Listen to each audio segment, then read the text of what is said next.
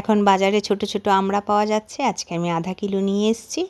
এটা ধুয়ে রোদে দিয়ে দেবো, নুন হলুদ লাগিয়ে, তারপর এটার আচার বানাবো। দেখাচ্ছি কেমন করে বানাই। ঘন্টা রোদে দেওয়ার পর আমড়াগুলো আমার বেশ শুকিয়ে গেছে, নুন হলুদও গায়ে ভালো করে লেগে গেছে আর জলটা শুকিয়ে গেছে। এবার আমি একটা মশলা এটাতে ড্রাই রোস্ট করা দেব।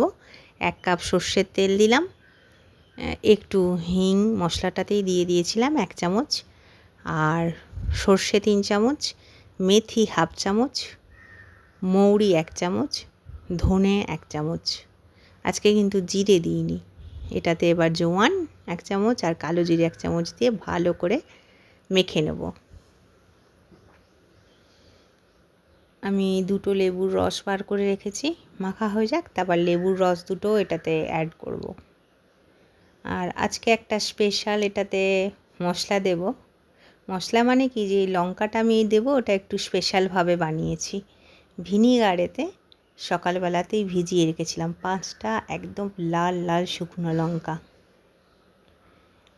আমড়াটা তো টক, আর একটু ঝাল ঝাল লঙ্কা দিলে আচারটা যখন তৈরি হবে ভীষণ ভালো লাগবে। আর যেহেতু ভিনিগার এটাতে দিলে এটার থাকবে অনেক দিন, তাই লঙ্কাটাই ভিনিগারে ভিজিয়ে রেখেছিলাম। এই যে পেস্ট করে এটাতে ভালো করে মিলিয়ে দিচ্ছি।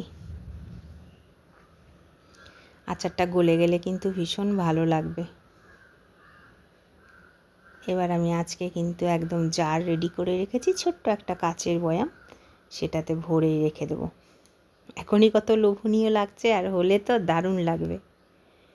ভাতের সাথে খেতে এই আচারটা ভীষণ ভালো লাগবে। আমড়ার আচার কিন্তু মিষ্টিও তৈরি করা যায়, আর এই টাইমে আমড়ার আচারটা করে নিলে না, এটা কাটতে খুব ভালো লাগে, সুবিধা হয়।